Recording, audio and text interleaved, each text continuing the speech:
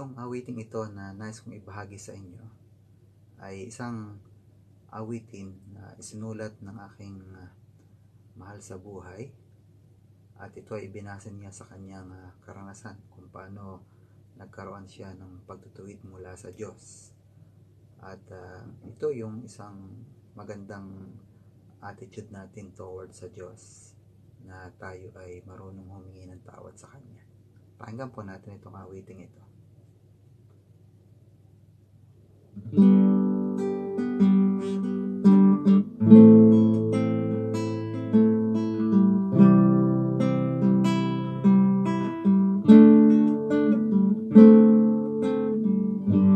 Narito ang awitin ko,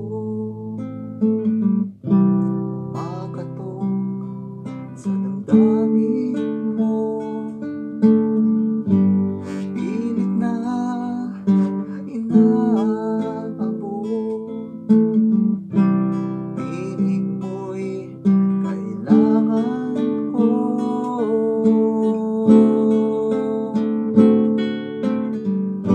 Hanguin mo sa kalagayan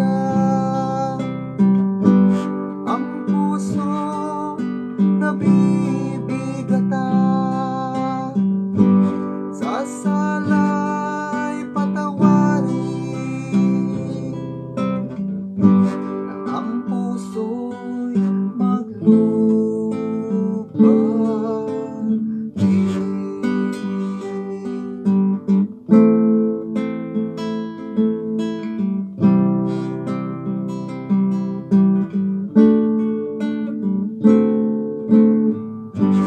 Namamahos ang tinig ko sa pagtawag sa pangalan mo. Kasagutan ay di